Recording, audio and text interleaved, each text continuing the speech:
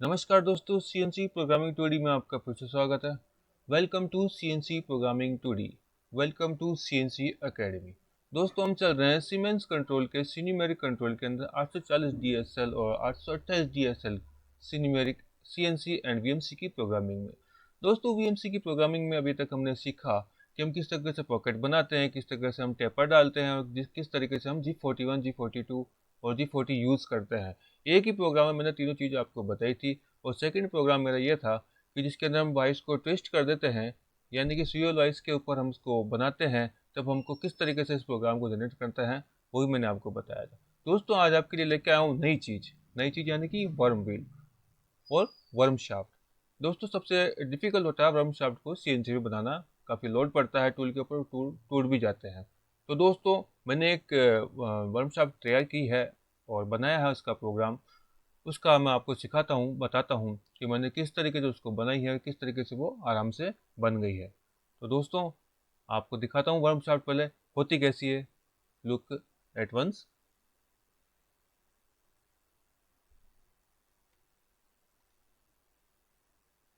This is the worm shaft. इसकी जो दोस्तों चूड़ी होती है वो स्क्वायर भी हो सकती है, एक में भी हो सकती है। डिपेंड करता है कि आपके वर्म व्हील में जो टीथ कटा हुआ है वो किस टाइप का कटा हुआ है। This is the worm shaft, worm shaft thread, and it is the matching part of the worm shaft.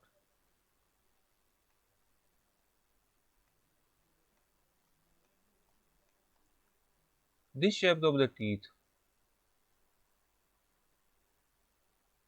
different type of worm shaft and different type of teeth. यहाँ स्क्वायर भी हो सकता है, यहाँ एक में भी हो सकता है। एज पर ड्राइंग,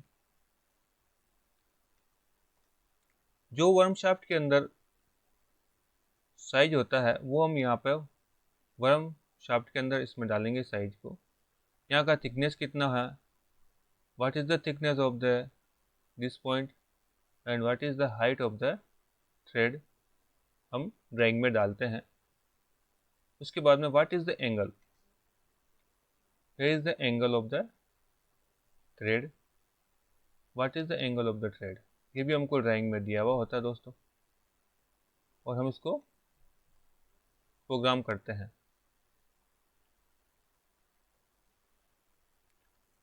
तो दोस्तों, देखा आपने वर्म शाफ्ट क्या होती है और वर्म व्हील क्या होता है। वर्म व्हील पे जो शेप होती है वही वर्म शाफ्ट के ऊपर हम शेप बनाते हैं। उसमें टूल का एंगल, होल्डर एंगल, इंसर्ट का एंगल, वो तीनों चीज़ हमको प्रोग्राम करनी पड़ती है ऑफसेट के अंदर। उसके बाद में हमको उसको सिमुलेटर पर देखना पड़ता है कि किस तरीके से चल रहा है, और सिमुलेटर पे हमको उसका साइज भी चेक कर लेते हैं कि हमने सही बनाया है या नहीं बनाया है। तो दोस्तों, चलते हैं इसकी ड्राइंग के ऊपर और ड्राइंग देखते हैं और बताता हूँ मैं आपको इसकी ड्राइंग किस तरीके से है। उसके बाद हम चलेंगे इसके सिमुलेटर के ऊपर, प्रोग्राम के ऊपर। दोस्तों, ये इसकी ड्राइंग है। इसके अंदर स्टार्टिंग में M10 की एक थ्रेड है, 16 mm तक लंबाई तक। Here is the M10 metric thread and it is the length of the thread is 16 mm। Second time पे यहाँ पे 12 mm का डायमीटर दे रखा है जो कि ओपन साइज है। Here is the 15 mm dia plus 0.02, it means that here is the bearing size। Okay, ये लेंथ है 48 और डाया यहाँ पे क्या है 18 mm। हमारे मेन ऑपरेशन पे चलते हैं। आज के बेसिक साइज हमको चाहिए होंगे मेन ऑपरेशन के। दोस्तों, यहाँ बता रखा है it is the height of the thread, 4.5 mm is the height of the thread and 26 mm diameter of the major diameter of the thread। Please note this point, major diameter 26, height of the thread one side is the 4.5 mm and here is the angle of the worm shaft 60 degree. यहाँ से लेके यहाँ तक का angle क्या है दोस्तों, 60 degree, जो कि प्रोग्राम में हमको मेट्रिक साइकिल चलाना पड़ेगा, आइसोमेट्रिक चलाना पड़ेगा, और वह हमको 30 डिग्री इसके अंदर हम डालेंगे। This is the pitch, 6 mm pitch है ये। हमको ड्राइंग में दे रखा है 6 mm पिच है, और यहाँ की हाइट हमको सिमुलेटर में देखने को पता पड़ेगी कि यहाँ की विड्थ कितनी आ रही है, उसके अकॉर्डिंग इसको हम डेप्थ को कम या ज़्यादा करेंगे। यह मेंशन है एंगल 60 डिग्री है, हाइट 4.5 mm है, और it is important the thread is left hand side. यहाँ बता रखा है थ्रेड क्या है, लेफ्ट हैंड साइड है। दोस्तों इस चीज़ का विशेष तौर से ध्यान रखना है कि हमको लेफ्ट हैंड साइड काटनी है या राइट हैंड साइड चूड़ी काटनी है। लेफ्ट हैंड साइड चूड़ी काटनी है तो हमको लेफ्ट हैंड थ्रेडिंग टूल काम में लेना पड़ेगा, और अगर हमको राइट हैंड साइड चूड़ी काटनी है तो हमको right hand side tool holder लेना पड़ेगा।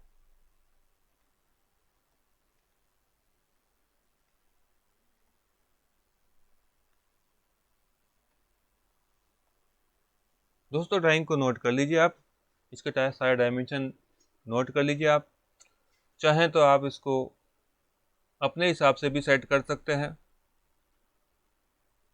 बस आपको विशेष तौर से यही ध्यान रखना होगा कि इसमें इंसर्ट का एंगल हमको कौन सा काम में लेना है, जो कि वर्कशॉप ने हमको ड्राइंग के अंदर दे रखा है। उसके बाद ही हम इसका प्रोग्राम कर पाएंगे।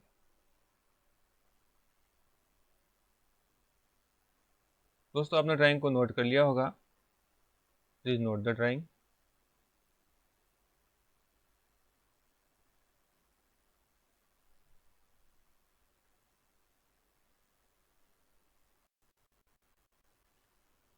तो दोस्तों देख लिया आपने, वर्म शाफ्ट भी देख लिए, आपने वर्म शाफ्ट की ड्राइंग भी देख ली।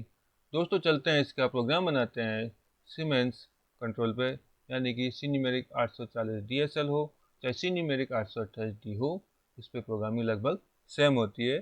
थोड़ा सा फॉर्मेट का चेंज होता है जो कि आप प्रोग्राम बनाते वक्त समझ जाएंगे। तो दोस्तों चलते हैं हमारे सिमुलेटर के ऊपर। दोस्तों ये हमारा वेरियस कहलाता है, जो कि हमको यहाँ से चूज़ करना पड़ता है। हमने तैयार कर रखा है इसको पहले। सिलेंडर है, डाया 30 mm है, फेस में कोई मार्जिन नहीं है, लेंथ 144 है, the length of the job was 1 minus 144.0 and it is the length of the belong to before the job minus 134। दोस्तों ये हमको इसलिए डालते हैं ताकि जब हमारा टूल काम करेगा तो कहीं यहाँ भिड़ नहीं जाए, इसलिए हमको इस लेंथ को डालते हैं और हमको सिमुलेशन भी काफ़ी अच्छा दिखे। Here is the same code. We are using copy paste always, a master program G90 absolute mm per revolution mm. Okay, G75 x 0.0 is the reference point in x direction। दोस्तों ये हर बार हमको डालना पड़ता है क्योंकि हम यहाँ लगाते हैं M16। इसमें टूल चेंजिंग की पोजीशन यानी एनी पोजीशन पे, यानी x में कहीं पे भी खड़ा होगा तो टूल चेंज हो जाएगा। Tool change in any position, it is the accidental position, then we always input G75 x 0.0 before the next program it is also using। ठीक है दोस्तों, G54 हमारा वर्क ऑफसेट है, यानी कि हम एक ही टूल से इसके अंदर ऑफसेट लेते हैं। दोस्तों ये है अपना tool CATNMG 160408 rough, is the roughing tool of the TNMG M16 D1 में इसका ऑफसेट है, और हम यहाँ पर RPM कांस्टेंट रखे हुए हैं अभी फ़िलहाल 500 स्विफ्ट ट्रायल वर्जन के हिसाब से। यहाँ पे हम आपको जो सूटेबल होता है मटेरियल के अकॉर्डिंग वो आप रख सकते हैं। M3 is the left hand tool, target point G0Z2 x 30 mm, then it is the first contour call, name the contour is turned, accept। Second is the stroke removal, name of the stroke removal is turned, safety distance 0.5। दोस्तों हमें centre लगा करके इस job को बनाना है, यानी कि tell stock के सपोर्ट में बनाना होता है तो हमको क्या सेफ्टी डिस्टेंस के अंदर 0.5 ही रखना होता है। फीड रफ मशीनिंग है, लॉन्गिट्यूडनल आउटसाइड है, बाहर बाहर से कर रहे हैं, डायरेक्शन इसका इस तरीके से है। पर cut depth one side is 1 mm, finishing allowance in x 0.1, finishing allowance in z direction 0.1, cylinder है हमारा, डायमीटर इसका 30 हमने डाल रखा है वेरियस के अंदर, और 0.5 हमको सेफ्टी डिस्टेंस का ऐड करने के लिए हमको इसमें रखना पड़ेगा ताकि हमारे टेल स्टॉक पे भी ये टूल ब्लंट ना हो। Relief cut, if you put no then relief kit is out of control. There is no relief cut show in the program. If you put yes, then it will running in the undercut program. Last finishing feed and then it accept. दोस्तों returning का ये हो गया हमारा code, ताकि हमने tell stock लगा रखा है उसके अकॉर्डिंग हमको रिटर्निंग देनी होती है कि सबसे पहले G0 Z2 में जाएगा M9, फिर X300 Z200, M05 is the spindle stop, M01 is the optional stop. Then we will call the second tool. The same program is the copy paste only and changing on the only tool name. Here is the rough tool of the stock removal for, and it is a fine tool for the finishing.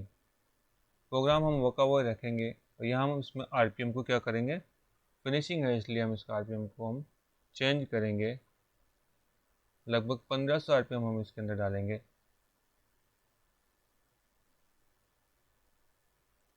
It is the counter call, it is the stock removal, same is the copy paste of the rough program.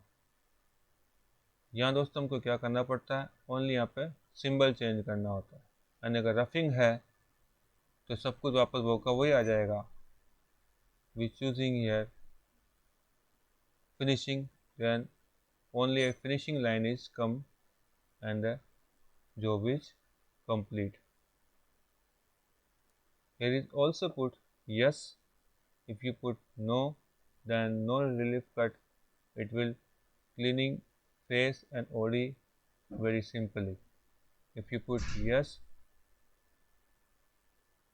then it will go to take a relief cut and finishing the OD and face. Then accept. अब दोस्तों आता है हमारा threading का tool. T threading 1.5 mm pitch का हमने नाम दे रखा है दोस्तों ऑफसेट के अंदर, ताकि हमको आसानी रहे कि हम कौन सा टूल इसमें काम में ले रहे हैं। सेम चीज़ है, थ्रेडिंग में हमेशा हम RPM कांस्टेंट रखते हैं। थ्रेडिंग की फिनिशिंग के अकॉर्डिंग हमको इसमें RPM सेट करने पड़ते हैं। जैसे कि मैं यहाँ पे नॉर्मली 800 RPM डालता हूँ इस डायमीटर के ऊपर। M03 की जगह हम यहाँ यूज करेंगे M04, क्योंकि राइट हैंड साइड चूड़ी है इसलिए हम यहाँ यूज करेंगे M04 M10 के लिए। Diameter X20 and this is the threading cycle of the M10. Isometric है, M10 है, 1.5 इसका पिच ऑटोमेटिक बन जाएगा दोस्तों। मशीनिंग रफ, सिर्फ रफ ही रखना है इसको। आप चाहें तो इसको रफ कम फिनिशिंग में भी रख सकते हैं, आप चाहें तो इसको फिनिशिंग में भी रख सकते हैं। रफ एंड फिनिशिंग इसमें हमने डाल दी है। लीनियर है, यानी कि इसका जो कट है, एक बार आपने कोई कट डाल दिया इसके नीचे 0.2 का कट डाल दिया तो 0.2 ही हर बार रहेगा। अगर आप इसको चेंज करते हैं डिग्रेसिव में, then the first cut is the biggest and again going similar cut not acceptable and decrease the cut always per cycle. हम यहाँ पे रखते हैं दोस्तों इसको क्या, लीनियर ही रखते हैं। एक्सटर्नल थ्रेड है, it is the external thread. Diameter, major diameter is 10 mm। Z0 से हम इसको स्टार्ट कर रहे हैं, Z-16 mm तक हमको जाना है। ऑटोकैड में ड्राइंग के अकॉर्डिंग हमारे को दे रखा है कि -16 mm तक हमको M10 को करना है। LW0 रखते हैं हम, क्योंकि हमने टेल स्टॉक का यहाँ पर सपोर्ट लगा रखा है। इसको 0 रखेंगे तभी ये दोस्तों बच पाएगा टूल विदाउट एक्सीडेंट। इधर 30 डिग्री यानी कि हमने आइसोमेट्रिक चूज़ किया है, तो यहाँ 60 डिग्री का हमको क्या करना पड़ेगा, आधा। And this is the symbol always this type. Please note, this is the symbol always this type, not this type, always this type. 0.2 का ऊपर कट है, ये हमने फिनिशिंग अलाउंस 0 छोड़ रखा है। नंबर ऑफ पासेस हमने यहाँ पर डाल दीजिए, मान लीजिए छोटा पीस है तो हमने 10 डाल दिए हैं। पिच के अकॉर्डिंग हमको डालना पड़े, जैसे 1.5 पिच है तो हम यहाँ पर डाल देंगे 15 कट, तो ऑटोमेटिकली डिवाइड हो जाएगा। ये 1.5 के अंदर 15 कट डिवाइड हो जाएंगे। 2 mm ऊपर उठना है हर बार हर कट पे, और इसको करेंगे दोस्तों एक्सरसाइज। दोस्तों ये हो गई हमारी M10 का। सेम प्रोग्राम कॉपी पेस्ट करके दोस्तों अब हम आने हैं यहाँ पे। G54 हमने एक बार लगा चुके हैं, दोबारा लगाने की जरूरत नहीं होती है। TNMG 160408 न्यूट्रल टूल है जो कि हमारी थ्रेडिंग करेगा। M16D1 RPM हमको इसमें बहुत कम रखने पड़ेंगे, 400-500 RPM रखने पड़ेंगे। और दोस्तों सबसे बड़ी बात है, यहाँ डाला हुआ हमने M03। M03 का मतलब दोस्तों लेफ्ट हैंड साइड टूल लगेगा और लेफ्ट हैंड साइड इसमें थ्रेडिंग होगी। तो दोस्तों आपने देखा इस टूल को हम किस तरीके से माउंट करेंगे, लेफ्ट हैंड साइड माउंट करेंगे। तो इसके रोटेशन क्या होंगे M03 के अंदर। इस चीज़ का आपको विशेष तौर से ध्यान रखना होगा। अब दोस्तों दिखाता हूँ मैं आपको इसके ऑफसेट। ऑफसेट के अंदर जाने के लिए हमको मशीन में चलते हैं और ऑफसेट देखते हैं। दोस्तों ये ऑफसेट है, टूल का नाम हमने रखा है न्यूट्रल टूल। इसमें मेरे पास दो तरह के न्यूट्रल टूल है, VNMG का भी है और TNMG का भी है। TNMG के अंदर भी 0.08 की इंसर्ट का है, जो कि हम प्रोग्राम में अभी काम में ले रहे हैं। तो दोस्तों इसके ऑफसेट देखते हैं। एक्स और जेड के तो आपको, एक्स के तो आपको नॉर्मली जैसे लेते हैं लेना होता है, और जब आप जेड का ले रहे होंगे तो टूल अगर 25 mm का है तो 12.5 का ऑफसेट लेना पड़ेगा। ठीक है दोस्तों, जेड के अंदर ऑफसेट में प्रॉब्लम आती है न्यूट्रल टूल के अंदर। किस तरीके से लेते हैं, जो टूल ऑर्डर होता है उसका फेस को हम पेपर लगा के टच कराते हैं जॉब के फेस के ऊपर। उसके बाद में टूल का जो थिकनेस होता है उसका आधा हम डाल देते हैं। यानी अगर आपके पास में अगर 25x25 का टूल लगा है तो जेड 12.5 इसमें डालेंगे और इसका Z0 हो जाएगा। अगर इससे बड़ा टूल लगा है, 30 mm का लगा है, तो जेड 15.0 डालेंगे तो ऑटोमेटिक इसका सेंटर क्या होगा, तो थ्रेड के ऊपर आ जाएगा। वापस देखते दोस्तों एक बार वापस ऑफसेट। यहाँ 0.8 की इंसर्ट काम में ले रहा हूँ, इसलिए मैंने 0.8 रेडियस डाल दिया है। ठीक है, यह आ गया यहाँ पे इंसर्ट का एंगल वगैरह। ठीक है दोस्तों, अब यहाँ दिक्कत आएगी, सबसे बड़ी दिक्कत आएगी कि अगर यहाँ पर कुछ भी आप डालते हैं तो यहाँ क्या शेप आपको इस तरीके से दिखेगी। चूड़ी तो आपकी कट जाएगी क्योंकि आपने लगाया है टूल को बिल्कुल सीधा। ठीक है, लेकिन जब आप सिमुलेशन देखेंगे तो इस प्रोफाइल के कारण आपको काफ़ी गड़बड़ी पैदा होगी। एक टूल ऐसे VNMG है, इसके सेम ऑफसेट है और ये 72.5 इसका एंगल निकला हुआ है और 35 डिग्री इंसर्ट का एंगल है, और इंसर्ट की जो है लंबाई जो है वो कितनी है, 12 mm की है। तो दोस्तों ये बैठता है हमारे बिल्कुल सीधा दिख रहा है, इस तरीके से हम इसको सेट करना पड़ता है। 60 डिग्री है मान लीजिए, और इसका एंगल कितना होगा, अगर इसको मैं भी 60 लिख देता हूँ एक बार, तो क्या हो गया, ये सीधा हो गया। यानी कि होल्डर एंगल और इंसर्ट का एंगल हमको सेट करना पड़ेगा, तब जाकर के ये आपको दिखेगा 90 डिग्री में। दोस्तों इस चीज़ का आपको विशेष तौर से ध्यान रखना है कि कोई गड़बड़ी नहीं हो आपके ऑफसेट लेते वक्त। ये जो सिंबल है ना इंसर्ट का, ये आपको ध्यान रखना पड़ेगा। अगर इसमें कुछ भी गड़बड़ हुई तो आपका सिमुलेशन जो है बिल्कुल ख़राब दिखेगा आपको। इस चीज़ का आपको विशेष तौर से ध्यान रखना है। चलें वापस प्रोग्राम के अंदर। प्रोग्राम में हम आ गए हैं, हमारा ट्यूल हो गया है, आरपीएम हमने क्वेश्चन कर दिए हैं। उसके बाद में G0 टारगेट पॉइंट हो गया, और ये आ गया दोस्तों यहाँ पे साइकिल, ट्रेडिंग का साइकिल।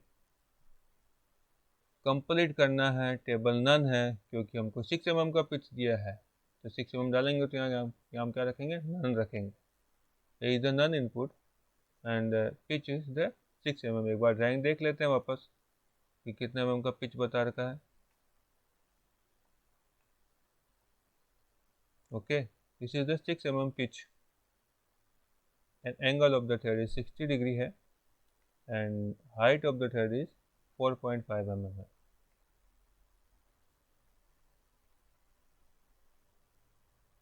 लीनियर चूज करेंगे हम इसके लिए, और रफिंग चूज कर, रफिंग कम फिनिशिंग भी चूज कर सकते हैं हम। ठीक है दोस्तों, लीनियर चूज करेंगे।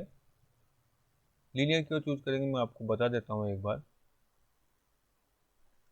दोस्तों जब भी कोई हम काफ़ी डेप्थ में जाने वाली चूज करते हैं थ्रेडिंग को, और मान लीजिए अगर थ्रेडिंग का इंसर्ट है तो उस पर ज़्यादा लोड नहीं पड़ना होता है, क्योंकि उसका वी शेप बना हुआ होता है और परफेक्ट वो काटता है।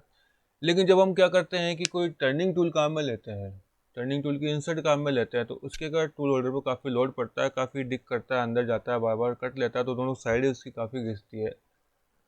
नॉर्मली जो अपन थ्रेडिंग इंसर्ट काम में लेते हैं काफ़ी हार्ड आती है और काफ़ी अच्छी कॉस्ट की आती है। यानी कि 1000 रुपये की एक इंसर्ट थ्रेडिंग के काम में ले हैं, और एक 200 रुपये की TNMG इंसर्ट काम में लेते हैं, तो आपको ऑटोमेटिक पता पड़ जाएगा कि हमको इसमें कट कम रखना है, वरना ये टूट जाएगी। तो दोस्तों सबसे बड़ा इसका टिप एंड ट्रिक्स यही काम है इसके अंदर, कि अगर आपकी इंसर्ट की कॉस्ट ज़्यादा है, इसका मतलब वो बहुत अच्छी चलेगी, तो उसमें आप कट दे सकते हैं, लोड दे सकते हैं। लेकिन अगर आप 200 रुपये की इंसर्ट काम में ले रहे हैं तो उसको लोड नहीं दे सकते हैं। तो इसमें आपको थ्रेडिंग में क्या रखना पड़ेगा, आपको 0.05 या 0.1 का कट रखना पड़ेगा, ताकि हर बार ये 0.1 का कट ले और ये चले और इसका साइज को मेंटेन करे। तो चलते हैं वापस दोस्तों इसके अंदर प्रोग्राम में। -55 से स्टार्ट कर रखा है, रैंक चेक कर लेते हैं एक बार कि -58.5 तक तो ये है, तो हम -55.5 स्टार्ट करते हैं, और इसका एंडिंग जो है करेंगे 111.5 दे रखा है, इज 111.5 ये लेन दे रही है, जिससे हम 2 या 3 mm इसको एक्स्ट्रा चलाएंगे। और आपको ये दोस्तों ध्यान रखना है कि ये जो पीछे वाला मुंह है डायामीटर का, इसको आपको लंबा रखना है, इसको आपको लंबा रखना है, क्योंकि आपका यहाँ चलेगा न्यूट्रल टूल चलेगा, तो यहाँ जॉब के अंदर फाउल नहीं होना चाहिए। We can use and make this size of the length is perfect plus margin from the neutral tool which is running here. तो दोस्तों हमने डाल दी इसमें लेंथ भी, LW 0 रखा है, LR भी 0 रखा है, 4.5 mm ने इसकी डेप्थ डाल दी है, 30 डिग्री यानी कि इंसर्ट का एंगल हमने डाला है 60 डिग्री।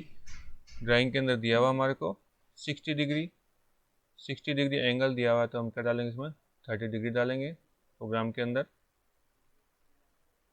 0.2 का कट डाल रखा हमने फर्स्ट वाला, और नंबर हम पासेस हम डालेंगे, जैसे कि इसका हाइट आया है कितना 4.5। ये भी एक टिप एंड ट्रिक्स के अंदर आता है दोस्तों, कि जैसे मान लीजिए कि थ्रेड का हाइट 1.5 है, तो हम 15 कट डालेंगे, आप बिल्कुल सेफ रहेंगे, आपको कोई दिक्कत नहीं आएगी। थ्रेड का हाइट आ गया 4.5 mm, तो उसमें डालेंगे हम 45 कट। जब आपको लगे कि आपको कोई प्रॉब्लम नहीं आ रही है, तो आप इसको पर कट को कम कर सकते हैं। आपको लगता है कि इस कट पे भी आपको प्रॉब्लम आ रही तो आप 45 से इसको 50 कर सकते हैं, 60 कर सकते हैं। ये डिपेंड करता है आपकी इंसर्ट और जो किस तरीके से पकड़ा हुआ है, कितना लंबा पकड़ा हुआ है, कितना डायमीटर है, उसके अकॉर्डिंग। तो दोस्तों हम डालते हैं इसके अंदर 45 कट एन के अंदर, यहाँ पे 45 मल्टीपल नहीं है हमारी थ्रेड और हमको किसी डिग्री पे इसको घुमाना नहीं है, इसको 0 रखना है। दोस्तों इसको करेंगे एक्सेप्ट। टर्न के अंदर दोस्तों मैंने आपको बता ही दिया कि टर्निंग का कंटूर किस तरीके से बनाते हैं। 9.8 रखते हैं M10 की चूड़ी के लिए। उसके बाद में एज पर ड्राइंग हम इस चार्ट को फिल करते जाएंगे Z-16 mm, और ये ऊपर वाला एरो चूज करेंगे हम, ये वाला डायमीटर के ऊपर पहुंच जाएगा ये 12 mm पे, और यहाँ चैम्पर लग जाएगी 0.5 की। फिर हम ये सीधा वाला एरो चूज करेंगे और लेंथ जाएगी 26 mm तक। फिर हम ये अपर वाला एरो यूज करेंगे, डायमीटर जाएगा 15.505 पे। दोस्तों इस तरीके से हम ड्राइंग को यहाँ पे देखते जाएंगे और ये चार्ट को हम फिल करते जाएंगे। 15.05 या 15.02 बेरिंग साइज है, 48 तक जाएगा। उसके बाद में ऊपर उठेगा, डायमीटर 18 पर जाएगा और लास्ट डायमीटर कितना आएगा, ये 26 का आएगा, जो कि लेंथ जाएगा 111.5, जो कि हम प्रोग्राम में डाल चुके हैं ज़्यादा 2-3 mm। इस तरीके से हम इसको पूरा करते जाएंगे। चार्ट को फिल करना दोस्तों पूरा ड्राइंग के अकॉर्डिंग।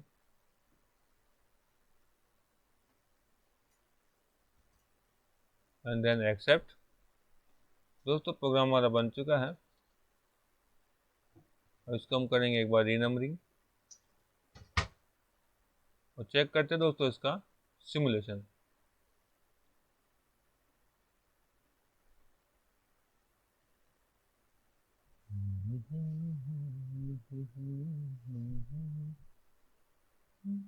अलार्म अलार्म आया है, अलार्म सोल्व करते हैं।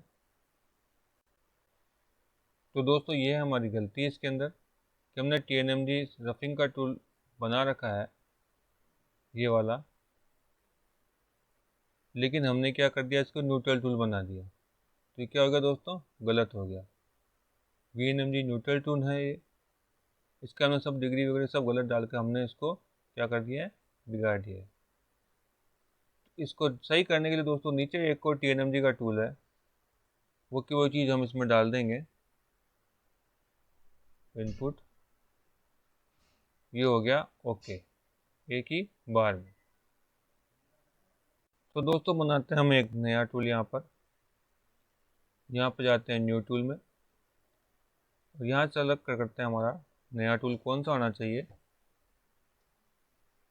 न्यूट्रल टूल टाइप का हमको शेप लेना है, ये ले लिया हमने इसको न्यूट्रल टूल। इसको करेंगे ओके और इसको करेंगे न्यूट्रल, ठीक है, बड़े अक्षरों में लिख देते हैं न्यूट्रल 60 या TNMG।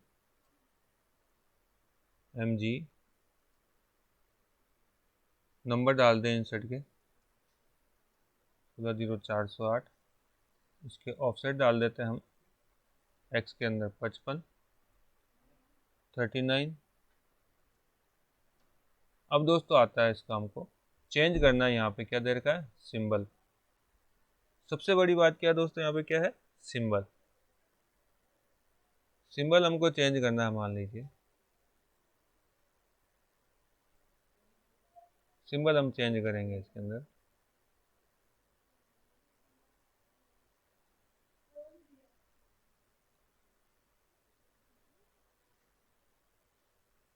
ये आपको चेंज करना है क्या दोस्तों, इसका सिंबल चेंज करना है।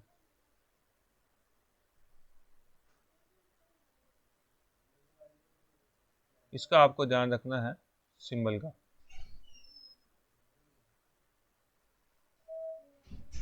अब दोस्तों होल्डर का एंगल कितना बनेगा।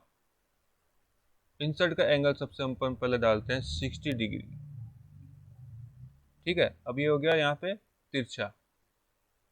अब हमको क्या करना पड़ेगा, इंसर्ट का TNMG का साइज डालना पड़ेगा 16 mm। ठीक है, अभी भी तिरछा है दोस्तों। प्रॉब्लम कहाँ आ रही है, इसके अंदर होल्डर का एंगल। होल्डर एंगल निकालने के लिए दोस्तों हमको क्या करना पड़ता है, 180 में से 60 निकालेंगे, उसको डिवाइड बाई 2 करेंगे। आप करके देखिए, मैं बताया जैसे। आपको क्या घटाना दोस्तों, 180 में से 60 घटाना है, उसको डिवाइड बाई 2 करेंगे तो यहाँ कितना आएगा, 60। ये हो गया दोस्तों, आपका टूल क्या हो गया, सीधा। तो ये होती है ट्रिक न्यूट्रल टूल को ऑफसेट देने की, होल्डर एंगल देने की और साइज लिखने की, ताकि ये टूल सीधा हो जाए। अब हम चलते हैं प्रोग्राम के अंदर और यहाँ पे सेलेक्ट टूल में जाते हैं और इसको चूज़ कर लेते हैं और ओके कर देते हैं। यहाँ पे जो फालतू लाइन आ गई उसको हटा देते हैं। वापस इसको एक बार रीनंबरिंग करते हैं और इसको सिमुलेशन चेक करते हैं, देखते हैं कोई फिर अलार्म तो नहीं आ रहा। This is the roughing tool, give undercut, and this is the finishing tool. This is the 1.5 mm threading tool for the M10 threading, and this is the neutral tool 16048 TNMG।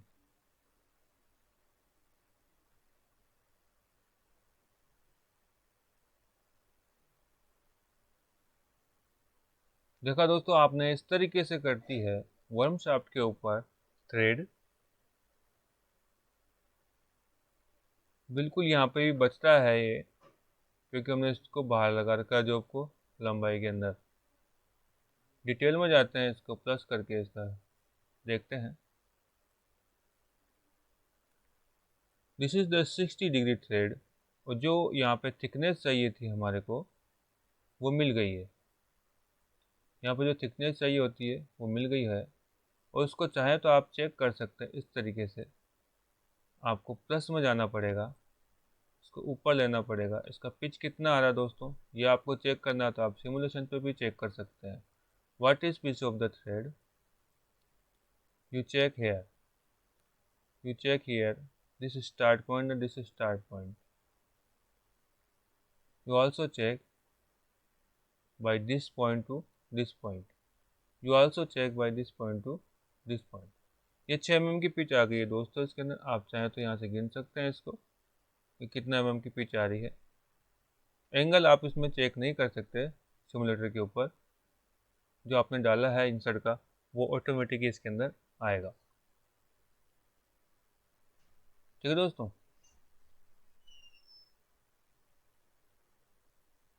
ये बन गई हमारी worm shaft पे thread.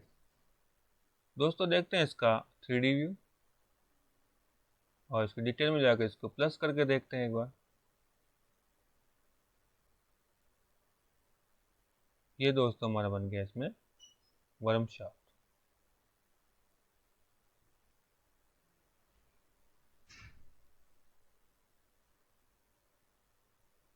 फिर से आते हैं side view पे। कंप्लीट डायमेंशन आप इसके चेक कर सकते हैं आपके सिमुलेटर के ऊपर ही, कि थ्रेड का हाइट कितना आया है, इसका पिच कितना है। ये सारी चीज़ें आप यहाँ पर चेक कर सकते हैं। आप इसकी हाइट भी चेक कर सकते हैं थ्रेड की सिमुलेटर के ऊपर।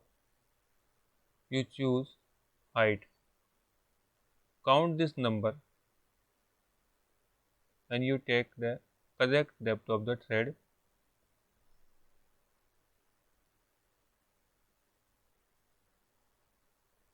When you choose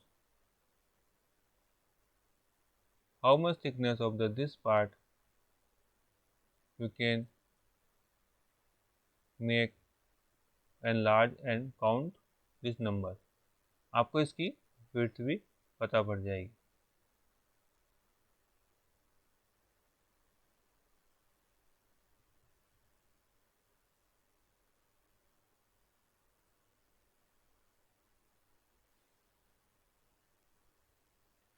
तो दोस्तों कैसा लगा आज का मेरा ये प्रोग्राम वर्म शाफ्ट पे चूड़ी बनाने का।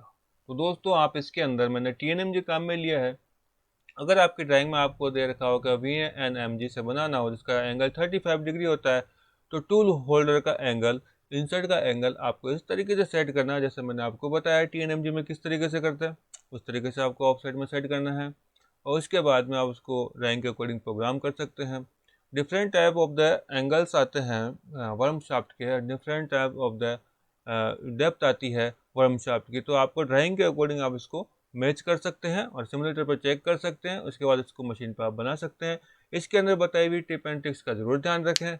अगर एक भी टिप एंड ट्रिक आपकी मिस होती है तो आप जो है हो सकता है आपका टूल होल्डर एक्सीडेंट हो जाए, या डेप्थ ज़्यादा आ जाए, या चूड़ी की शेप बिगड़ जाए। तो इसमें आपको cut off feed, RPM and depth of cut का ध्यान रखना है।